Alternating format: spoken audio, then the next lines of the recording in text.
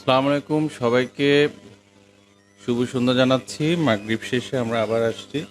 Already আপনাদেরকে ২টি video আমি আপলোড করে দিয়েছি ইউটিউবে, চ্যানেলে আছে সবগুলো, আপনারা দেখার চেষ্টা করেন।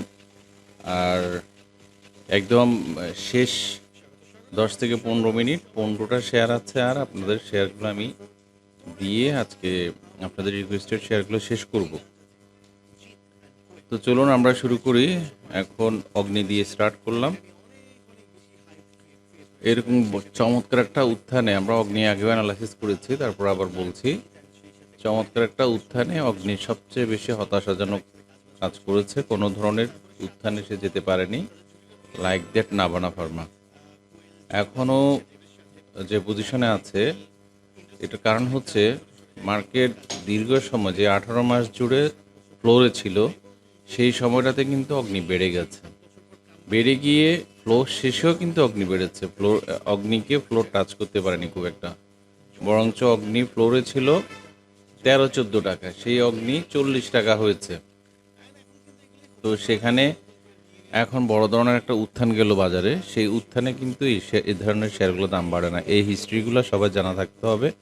না জানলে আপনারা শেয়ারে ইনভেস্ট করে বসে থাকবেন, কিন্তু প্রফিট পাবেন না, উল্টো লসের শিকার হতে হবে। তো সেক্ষেত্রে অগ্নি অনেকটা এই কাজটা করেছে। কারণ হচ্ছে এখানে একটা অ্যাকুমুলেশন এরিয়া ছিল, সেই এরিয়াটা সে টেস্ট করে উঠতে পারে নাই।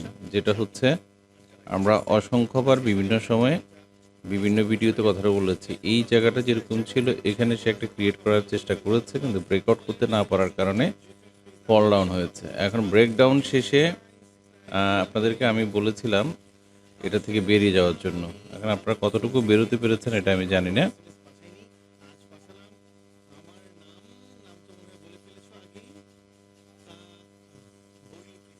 তো এখন দেখা যাচ্ছে শেয়ারটা ব্রেকডাউন করে তার নির্দিষ্ট যে সাপোর্ট এরিয়া 25 টাকা, সেই জোনের মধ্যে চলে আসছে। 25 টাকার নিচে যাওয়ার কোনো সম্ভাবনা নাই আপাতত। 25 টাকা থেকে কারো যদি উপরে কেনা থাকে 25 টাকা থেকে অ্যাভারেজ করবেন, অথবা নতুন এন্ট্রি নিলেও পারেন। এই হচ্ছে অগ্নি নিয়ে আমার আলোচনা।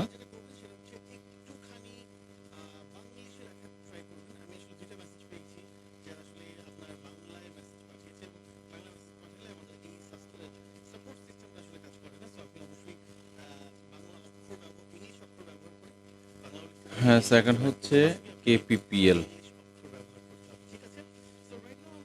কেপিপিএল এবং খান ব্রাদার্স সবসময় অস্বাভাবিক একটা ঘটনা ঘটাবে।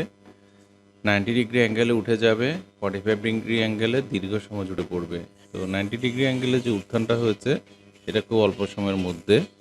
আমরা টাইম অ্যানালাইসিস যদি করি, সেই টাইম অনুসারে দেখা যাচ্ছে এটা চব্বিশের 23শে ডিসেম্বর থেকে স্টার্ট করে মাত্র অল্প কিছু দিনে 6 ফেব্রুয়ারির মধ্যে এই শেয়ারের প্রাইস 60 টাকা থেকে ডিরেক্টলি 36 টাকা হয়েছে।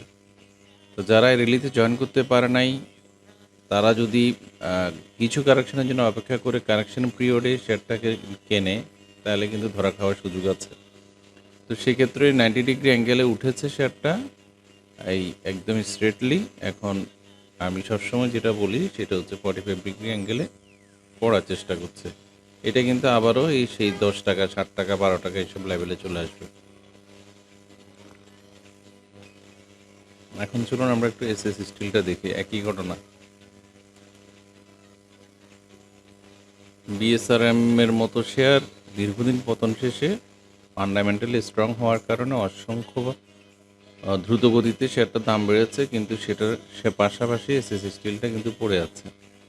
এমনকি ফেসগুলোর অর্ধেক নিচে 5 টাকা মাত্র 80 পয়সা শেয়ারটা, যেটা 4 টাকা 80 পয়সা ছিল। তো ওইটা অনুসারে 10% দাম বেড়েছে, কিন্তু এটা খুবই যৎসামান্য। যারা দীর্ঘমেয়াদী ইনভেস্টমেন্টে আছেন তাদের জন্য তো খুবই খারাপ। এখন যদি আমরা এটার টেকনিক্যাল অ্যানালিসিস করি, টেকনিক্যালের সাথে ফান্ডামেন্টালটা এখানে রিলেটেড আছে। সেখানে ট্রেন্ড লাইন ড্র করলে দেখা যাচ্ছে এটা এক্স্যাক্টলি 60 টাকার উপরে আপাতত বাড়ে না। 60 টাকা যদি ক্রস করে বাড়তে পারে, দেন এটার অন্য ধরনের চিন্তাভাবনা।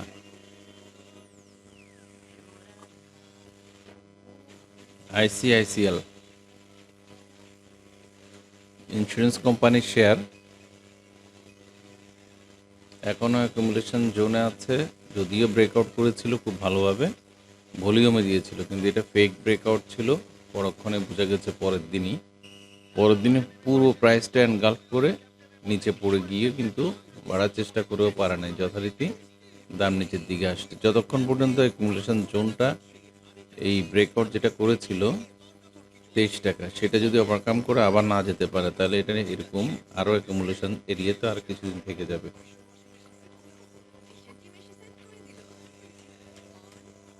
Fake deal. রিসেন্টলি ইউএসএ থেকে ভালো ভালো সংবাদ আসার পরে টেক্সটাইলের উপর যে ধরনের প্রভাব পড়ার কথা সেটা না পড়ে টেক্সটাইল পড়েছে। সবসময় আমরা একটা কথা বলে থাকি, মানে আমরা না, আমি বলি আর কি, যেটা আপনারা মনে রাখতে পারেন কিনা জানি না। আপনারা রিউমারে শেয়ারে ইনভেস্ট করবেন আর নিউজ আসলে শেয়ার থেকে বেরিয়ে যাবেন। আর আপনাদের অধিকাংশ লোক যেটা করেছেন, যেদিন ইউএসের নিউজটা এসছে সেদিনই বড় ধরনের উল্লাস পালন করেছে টেক্সটাইলে, এমনকি সেই দিনই কারেকশন করে নিচে চলে আসছে বাজার। তো যেহেতু নিউজটা হয়ে গেছে, তো নিউজ হওয়ার পরে আর কোনো অ্যাকশান থাকে না। নর্মালি কারেকশন শেষে কারেকশন ফেজ শেষ করে আবার কিন্তু এগুলো বাড়বে। এখনও কারেকশন চলছে, কারেকশন পিরিয়ড, মার্কেট যতদিন কারেকশন হবে ততদিন চলবে। এর মধ্যে শেয়ারটা অলরেডি কাপ তৈরি করেছে, এখানে একটা গ্যাপ ট্রেড ছিল, সেই গ্যাপটা ফিল আপ করে ফেলেছে। এখন শুধু হ্যান্ডেলটা তৈরি করবে, কাপ অ্যান্ড হ্যান্ডেল তৈরি করার পরে ব্রেকআউট করে তারপর উপরে উঠে যাবে।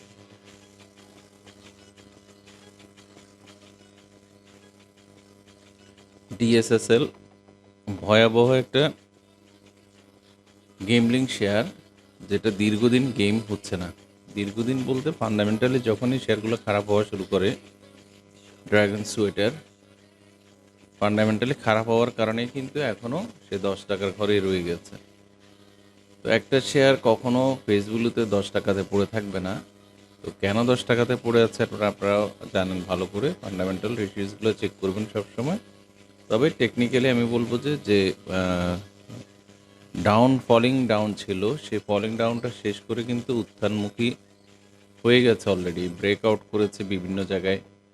এখন একটা ব্রেকআউট শেষে রিটেস্ট এরিয়াতে চলে আসছে, সে রিটেস্ট করে আবার বাড়বে, ভলিউমও বেশ ভালো। 10 টাকা।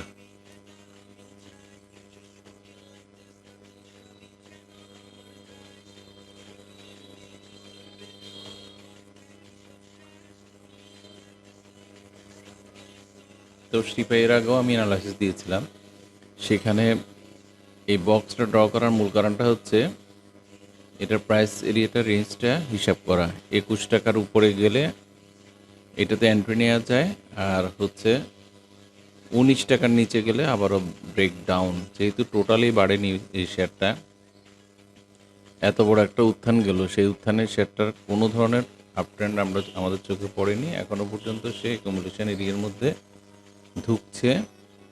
তো এর মধ্যে টেক্সটাইল সহ জুন ক্লোজিং সমস্ত শেয়ারের ডিক্লারেশনের সময় চলে আসছে। যদি ফান্ডামেন্টালি এখনও শেয়ারগুলো ভালো না হয়, তাহলে কিন্তু এই শেয়ারগুলোর থেকে আপনারা নেমে যাবেন। লাস্ট 3টা কোয়ার্টারের কী অবস্থা সেটা চেক করবেন। যদি খারাপ থাকে, এই শেয়ারে থাকার আর কোনো দরকার নাই, কোনো যুক্তিযুক্তকতা নেই। অলরেডি সাপোর্ট এরিয়ার খুব কাছাকাছি জায়গায় আছে। ব্যাংক শেয়ার নিয়ে কথা বলবো না, উত্তরা ব্যাংক নিয়ে রিকোয়েস্ট ছিল, এটা ক্যান্সেল করলাম। ব্যাংক ভিডিও পার্ট 1-এ দেয়া আছে। তারপরে সাবমেরিন সম্বন্ধে জানতে চেয়েছেন, অলরেডি একটা গেম হওয়ার দরকার, গেম হয়ে গেছে। বিএসসি পিএলসি, এটা যে জায়গায় গেম হওয়া দরকার সবগুলো গেম ওভার অলরেডি। এখন নতুন করে গেম হতে হলে আবার ওর যে রেসিস্ট্যান্স লেভেলগুলো আছে সেগুলো ব্রেকআউট করতে হবে। একটা রেসিস্ট্যান্সে গেছে যেটা ডবল টপ হিসেবে নাম্বার 1 নাম্বার 2 ভিডিওতে অসংখ্যবার বলা আছে ডবল টপ কী জিনিস। ডবল টপ থেকে যে জায়গায় কারেকশন হওয়া দরকার সেটা হচ্ছে। এখন কারেকশানটা কতটুকু হবে, আমরা কারেকশন এরিয়াটা আপনাদেরকে ঠিক করে দিতে পারি। এটা হচ্ছে মূলত 131 টাকা থেকে 140 টাকা, মানে 10 টাকা জায়গার মধ্যে একটা গ্যাপ আছে, সেই জায়গায় এসে টাচ করে তারপরে বাড়বে, এর আগে বাড়বে না।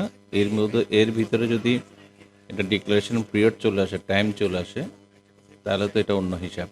এর ডিক্লারেশন কি জুন ক্লোজিং এটা, বা জুনের মধ্যে হবে কিনা সেটা একটা দেখার আছে। আমি একটা ট্রেন লাইন ড্র করে দিয়েছি যেটা বক্সের মিডল দিয়ে বেরিয়ে গেছে, তো সাপোর্টটা ওই জায়গায় আছে।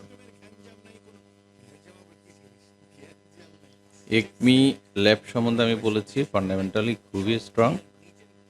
আর একমি পেস্ট আছে যেটা ফান্ডামেন্টালি খুব বেশি ভালো না, কিন্তু তারপরেও এই উত্থানে ছোটো খাটো যত শেয়ার আছে, পচা টচা শেয়ার কোনো কিছুই বাদ নেই, সব শেয়ারেরই দাম বেড়ে গেছে অলরেডি।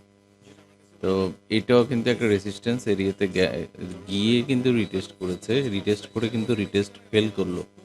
ফেল করা শেষে ব্রেকডাউন যথারীতি, আর ব্রেকডাউন শেষে সে কতটুকু আসবে এখন এটা দেখার পালা। আমরা একটা অর্ডার ব্লক আছে, সেই জায়গাটা আপনাদেরকে দেখিয়ে দিলাম। এই অর্ডার ব্লকে এসে টাচ করলে তারপর আপনারা নতুন করে এন্ট্রি নেবেন। আর কারো কাছে যদি থেকে থাকে, আর কেউ যদি ইনভেস্টমেন্টে থাকেন, তাহলে 13 টাকা থেকে 14 টাকার মধ্যে আসার পরে তারপরে অ্যাভারেজ করবেন, এর আগে না। এর মধ্যে যদি ডিক্লারেশন খারাপ দেয় তাহলে আপনার কপালে দুঃখ আছে। কপারটেক ইঞ্জিনিয়ারিং সেক্টরের অসম্ভব ভালো একটা শেয়ার। তো যে জায়গায় ব্রেক আউট দরকার সব কিছু কমপ্লিট করে ফেলেছে। এখন ব্রেকআউট শেষে কোনোভাবেই রিটেস্ট যতটুকু দরকার, রিটেস্ট শেষেও কিন্তু ব্রেকআউট হয়েছিল, কিন্তু সেটাও গত 3 দিনে মেনটেন করতে পারে নাই। সো কপারটেকের লাস্ট ডেস্টিনেশন হলো 20 টাকা 50 পয়সা। এর নিচে গেলে এটা বাধ্যতামূলক স্টপ লস মারতে হবে, কারণ এরপরে এই শেয়ার 19 টাকা আসবেই আসবে। সো 2 টাকা মানে বহু টাকা, এখানে প্রায় 10% কমে যাওয়ার একটা সম্ভাবনা আছে। তবে মার্কেট যেভাবে পড়ছে আর শেয়ারের ভলিউম যেখানে হচ্ছে, এটা 19-20 টাকায় চলে আসাটা কিন্তু অবান্তর কিছু না। সিভিও মারাত্মক লো পেইড জাঙ্ক শেয়ার, এমনকি খারাপ মার্কেটে ভয়াবহ দাম বাড়ে। তো সেই ভয়াবহতা অলরেডি সে একবার দেখিয়ে ফেলেছে, সেখানে ডবল টপ করে রিটেস্ট করে ফেলেছে, রিটেস্ট করে এখন কিন্তু ব্রেকআউটের পর্যায়ে আছে। তো যেহেতু মার্কেট খারাপ, আমরা এর আগের ভিডিওতেও বলেছি লো পেডগুলো সবগুলোই কিন্তু আপ ট্রেন্ডে আছে। তো ট্রেন্ডটা এটাও ধরে রাখবে। এর ব্রেকআউট পয়েন্ট হচ্ছে 155 টাকা, এখন আছে 144 টাকা। আরও 10 টাকা পাড়ার পরে আপনি ওভার কনফার্ম হয়ে এটাতে এন্ট্রি নেবেন, তার আগে না, কারণ যে কোনো সময় লো পেড জাঙ্ক শেয়ারগুলোর কারেকশন শুরু হয়ে যাবে।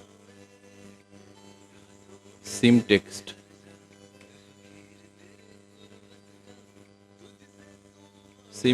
ডিএসএসএল এর মতো একই ঘটনা, খুবই দুঃখজনক। এই শেয়ারটারও দাম বাড়তে পারেনি। এখন টেক্সটাইল সেক্টরে কয়েকটা ভাগ আছে, এটা আপনারা জানেন। কিছু হলো টেক্সটাইল, কিছু স্পিনিং, ওভেন, এই টাইপের অনেকগুলো ভাগ আছে। এখন কোন কোন সেক্টরে ইউএসএ থেকে যে প্রণোদনা পাওয়ার কথা 20%-এ ফিক্স আপ হয়েছে, সেগুলো কি টেক্সটাইলে হয়েছে না স্পিনিংয়ে হয়েছে, সেই জিনিসগুলো জেনে আপনারা শেয়ারগুলো হয় ধরে রাখবেন, নাহলে কিন্তু শেয়ারগুলো থেকে বেরিয়ে যাবেন। আর টেকনিক্যালি যেটা বলবো, সে একটা ভালো ধরনের একটা রেসিস্ট্যান্স লেভেলে ব্লক হয়ে গেছে। এই লেভেল থেকে বেরোতে হবে তাকে। প্রথমত হচ্ছে 17 টাকা থেকে 18 টাকার মধ্যে এই রেঞ্জটা বের করতে পারলে 23 টাকায় চলে যাবে। তবে সেটাই হওয়ার সম্ভাবনা বেশি, যেহেতু শেয়ারগুলোর দাম বাড়েনি, এখন এগুলো বাড়ার একদম সুবর্ণ সময় এসে গেছে বলা যেতে পারে। আপাতত আর শেয়ার নাই, আপনাদের সবগুলো শেয়ারই দেওয়া আছে। দুটি ভিডিওর পাশাপাশি 3 নম্বর ভিডিওটা পোস্ট করব। ধন্যবাদ, সবাই ভালো থাকবেন।